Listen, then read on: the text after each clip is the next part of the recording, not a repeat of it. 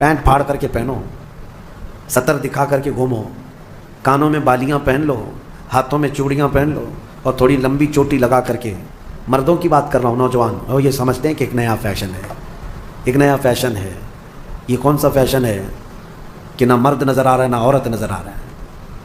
اگر اس طرح کی حرکت کر کے کوئی نیا فیشن سمجھتا ہے گناہ کو، اور اس کا دیکھا دیکھی جتنے لوگ اس پر عمل کرتے رہیں گے ان سب کا گناہ اس کے اوپر ہوگا.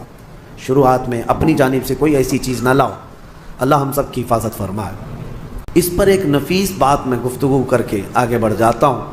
مولا علی کرم اللہ وجہہ الکریم کی بارگاہ میں ایک مقدمہ آیا تھا.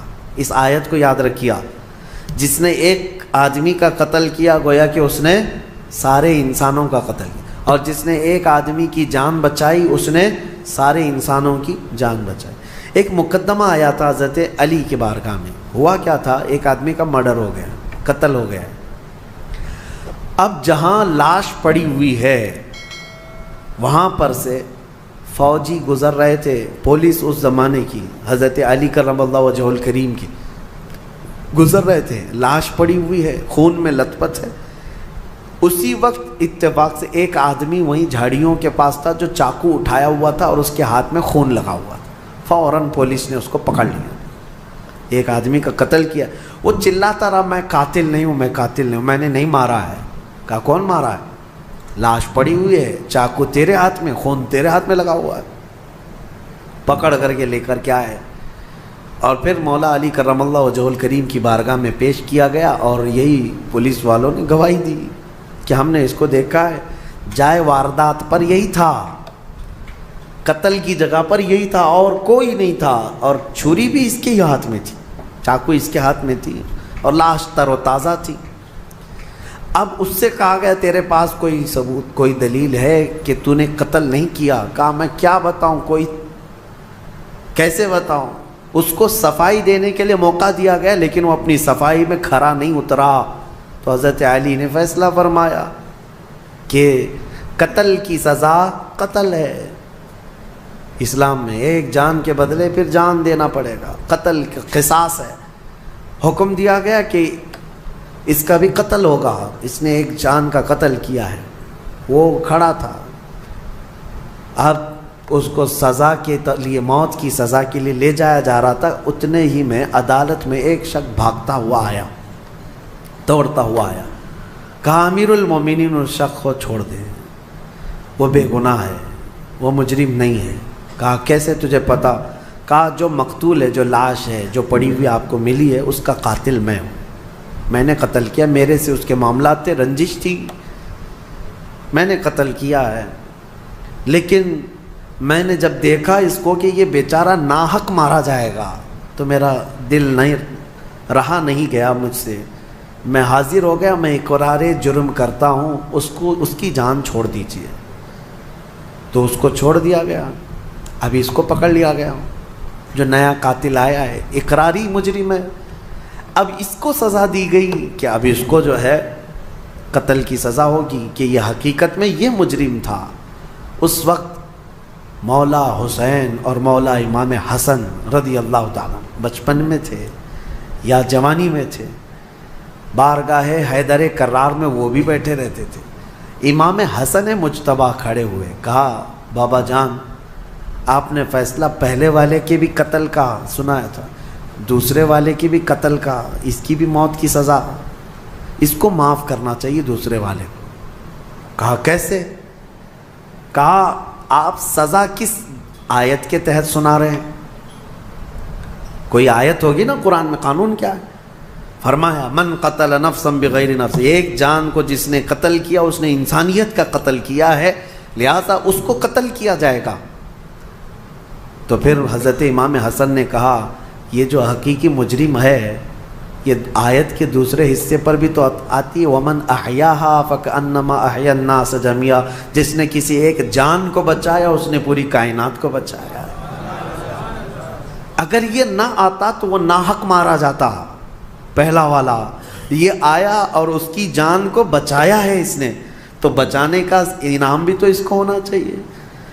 تو اس کو بچانے کے عوض میں پھر اس کو معاف کرنے کا پروانہ دیا گیا. لیکن جو مقتول تھا اس کے گھر والوں کو بلایا گیا کہ کیا تم اس قاتل کو معاف کرتے ہو؟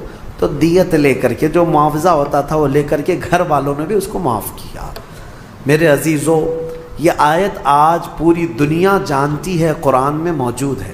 ہم مصر میں تھے پڑھنے کے زمانے میں، اس آیت کو دہرا رہا تھا امریکی پریزیڈنٹ اس وقت اوباما، وہاں پر آیا ہوا اور وہ یہ آیت کو بار بار پڑھ رہا تھا اور بتا رہا تھا کہ اسلام میں یہ ہے کہ ایک قتل جس نے کیا گویا کہ پوری انسانیت کا قتل کیا، اور جس نے ایک آدمی کو بچایا اس نے پوری کائنات کو بچایا۔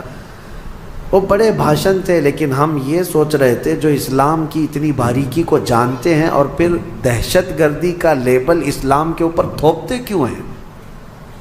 جس دین نے یہ فرمایا ایک قتل بھی ناحق جائز نہیں، اس دین کے اوپر اتنا بڑا بلیم کہ یہ قتل کا آرڈر دیتا ہے، لوگوں کو مارنے کا حکم دیتا ہے۔ میرے عزیزو، آج بھی ہندوستان میں یہی پروپیگنڈا پھیلایا جا رہا ہے کہ قرآن میں ایسی آیتیں ہیں جس میں کافروں کو مارنے کے لیے آئی ہیں۔ ہاں آئی ہیں، میں انکار نہیں کرتا، آئی ہیں۔ اللہ تعالیٰ نے فرمایا جہاں پاؤ مارو، ہے یہ آیت بہت چبھتی ہے۔ حیث وجدتموہم فاقتلوہم حیث وجدتموہم، جہاں پاؤ قتل کر دو۔ اب اس کو سن کر کے پڑھ کر کے لوگوں کو وہ لگتا ہے کہ قرآن میں قتل کرنے کا حکم آیا، قتل کرنے کا حکم آیا، اتنا واویلا مچاتے ہیں، اتنا ڈھنڈورا پیٹتے ہیں۔ میں آپ کو بتاؤں، آپ اس چیز کو مذاق میں مت لیں، میں اگرچہ آپ کے ساتھ مذاق میں کہہ رہا ہوں، لیکن آیت حقیقت میں ہے اور آج بھی ہے، قرآن میں ہے، ہم نے تلاوت کیا، دوسرے پارے میں موجود ہے آیت۔ لیکن ایک لاجک آپ سے بھی اور ان سے بھی پوچھتا ہوں، دماغ میں آنے والی بات ہے، نماز کیوں پڑھتے ہیں؟ قرآن نے کیا کہا؟ اقیموا الصلاۃ، نماز قائم کرو۔ پوری دنیا کے مسلمان نماز پڑھ رہے ہیں کہ نہیں پڑھ رہے؟ کیوں؟ قرآن میں جو آیا مسلمان پریکٹیکلی اس پر عمل کرتے ہیں۔ قرآن میں خالی لکھنے کے لیے نہیں آیا، مسلمان اس پر عمل کرتے ہیں۔ اور پوری دنیا جانتی ہے سب سے زیادہ پریکٹیکل اپنے دین پر کوئی مذہب کے لوگ کرتے ہیں تو صرف مسلمان کرتے ہیں۔ سب سے زیادہ پریکٹیکلی جو ہے لائف کسی کی ہے ریلیجیس جس کو کہتے ہیں، وہ مسلمان ہیں پوری دنیا میں۔ باقی سب کے وہاں لکھے ہوئے بہت کچھ ہیں لیکن زندگی میں نہیں ہے۔ نماز پڑھنے کا حکم ہے، ہم نماز پڑھتے ہیں۔ زکوٰۃ دینے کا حکم ہے، ہم زکوٰۃ دیتے ہیں، ہے نا؟ حج کرنے کا حکم ہے، ہم حج کرتے ہیں۔ روزہ رکھنے کا حکم آیا، ہر سال رکھتے ہیں کہ نہیں؟ تو قتل کرنے کا حکم آیا، 1400 سال سے قتل کیوں نہیں کرتے؟ کیا جہاں مسلمانوں کی حکومت ہے مار رہے ہیں، قتل کر رہے ہیں؟ اور ان پاکھنڈیوں کو سوچنا چاہیے، اس ملک پہ 700 سال تک ہمارا راج رہا ہے۔ السلام علیکم ورحمۃ اللہ وبرکاتہ۔ میرے پیارے عزیز دوستو، بھائی اور بہنوں، جیسا کبھی آپ نے ہم سے بڑے عالم محدث اعظم و فقر اعظم یعنی مفتی سلمان اظہری صاحب کی زبان سے بنات کو سماعت کے لیے میں آپ کا میزبان کاری تسبیح عالم۔ آپ اگر علی نیٹ ورک کے چینل پر پہلی مرتبہ آئے ہوں گے تو آپ سے گزارش ہے، ریکویسٹ اپیل ہے کہ آپ اس چینل کو ضرور سے ضرور سبسکرائب کر لیجئے گا تاکہ آپ کو ہر دن اسی طرح کا ایک اچھا پیغام ملتا رہے۔ الحمدللہ ابھی آپ نے تو ہم سے بہت بڑے عالم کے زبان سے بنات کو سماعت کر چکے ہیں، تو میں آپ سے زیادہ بحث نہیں کرنا چاہتا ہوں، اور نہ ہی میں آپ کا وقت کو لینا چاہتا ہوں، اور نہ ہی میں آپ کے وقت کو برباد کرنا چاہتا ہوں، اس لیے کہ آپ نے ہم سے بہت بڑے عالم کے زبان سے بنات کو سماعت کر چکے ہیں۔